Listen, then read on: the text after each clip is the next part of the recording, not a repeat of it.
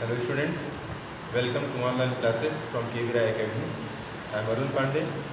I am going to discuss class 9, subject biology, chapter 2, and the name of the chapter is tissue. But inside chapter 2, tissues, I am going to describe today epithelial tissue. Here are the parts I have described on the blackboard. That will be squamous epithelium, cuboidal epithelium, columnar epithelium, ciliated epithelium, and the glandular epithelium. These are the parts which I have to describe today. But among these parts, in my previous video, I have described about squamous epithelium and cuboidal epithelium. But in this video, only I am going to describe about columnar, ciliated, and glandular epithelium.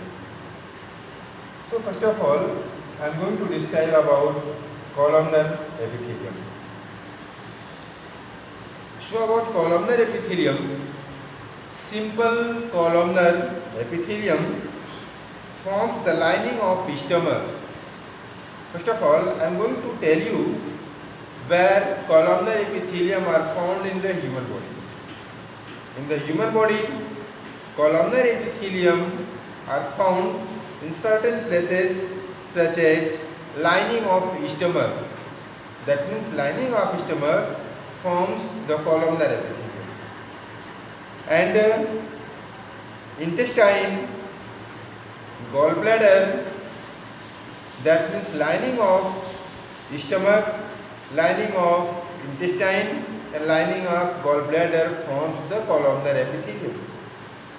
And it also lines the gastric and intestinal glands. Columnar epithelium also found the lining of gastric and intestinal glands. But stratified columnar epithelium form the covering of layer of epiglottis. Stratified columnar epithelium, I am telling the name of another term. Stratified columnar epithelium forms the lining of and covering layer of epiglottis. You all class 9 student know about epiglottis. If you don't know, then I am telling briefly about epiglottis. So epiglottis is the form of capital letter C. Epiglottis is the form of capital letter C in the throat and prevent the entering of any food particle or any edible material entering in the trachea, that is also called windpipe.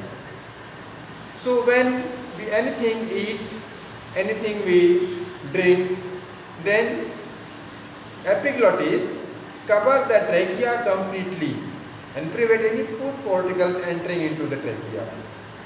So epiglottis, that means lining of epiglottis, covering of epiglottis, form the columnar epithelium, stratified columnar epithelium.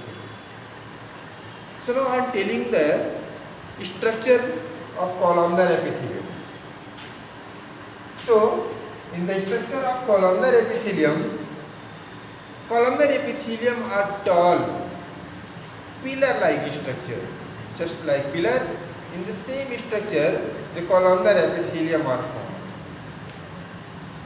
That means tall pillar-like cells that lie side by side and it arranged side by side, not at the base, not at the top.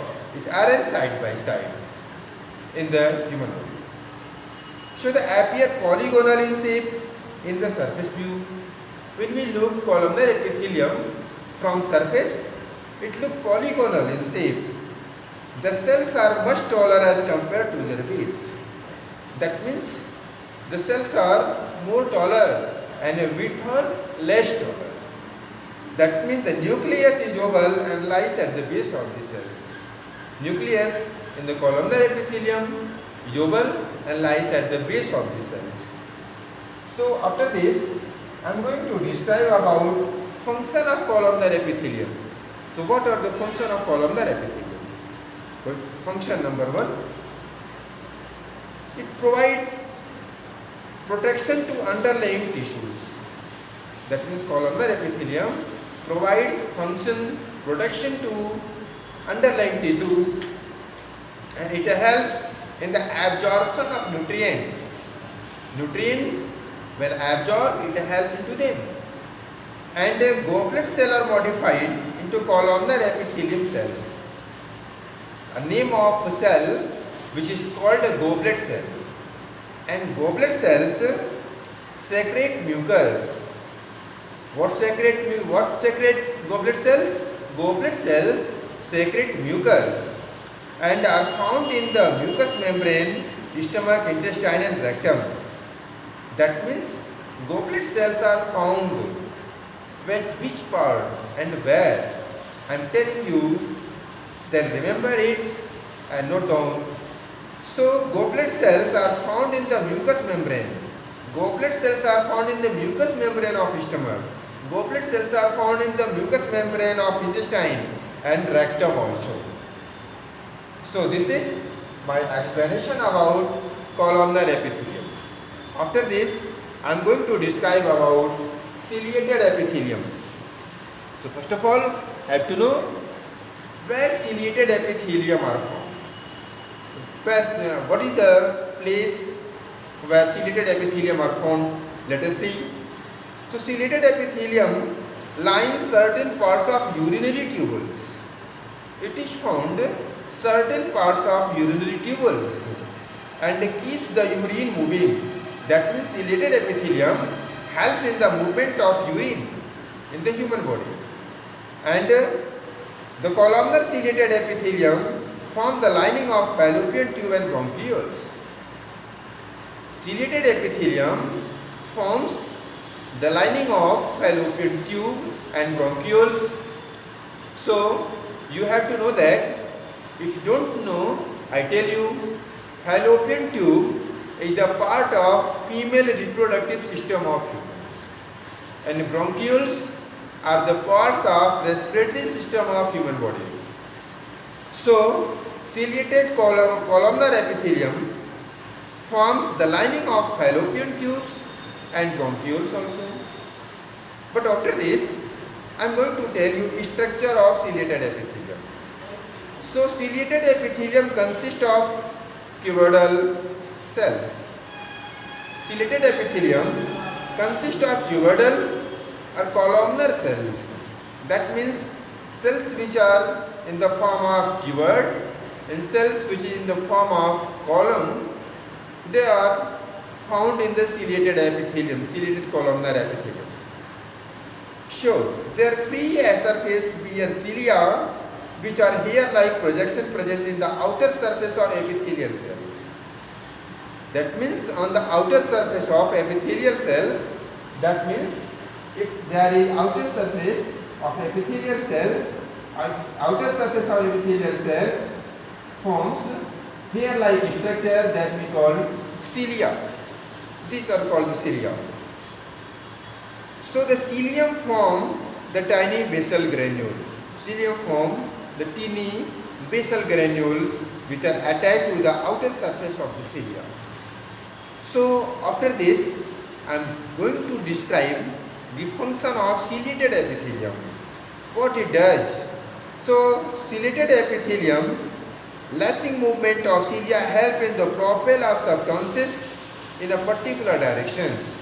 That means it can help in the movement of particular direction of the substances. And second function, it helps to push ova in the fallopian tube, mucus out of the respiratory tract. Then movement of egg or movement of female sex cell, egg, that is also called ova. It helps in the movement of ova, movement of egg in the fallopian tubes, and out of the body of mucus from the respiratory tract. It helps in these two functions. So lastly, I am going to describe about glandular epithelium. So about glandular epithelium. So glandular epithelium lines several glands like intestinal gland and gastric gland. Glandular epithelium lines several glands like glandular epithelium, intestinal glands, gastric glands, and pancreatic lobules it forms.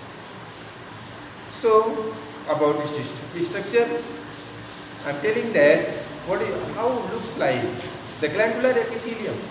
The glandular epithelium, glands develop from the epithelial tissues. Glands develop from the epithelial tissue. Then ciliated epithelium, that means gland develop from this epithelial tissue. These may be unicellular or multicellular. Glands develop from the epithelial tissue, this epithelial tissue.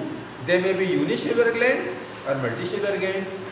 Then now we have to know that what is unicellular glands and what is multicellular glands. So about unicellular glands. So unicellular glands are isolated gland cells.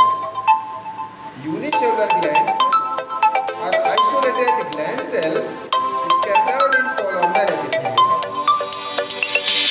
These are called goblet cells.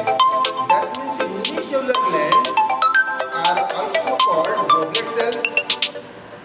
They secrete mucus. That means goblet cells have to function as secrete mucus.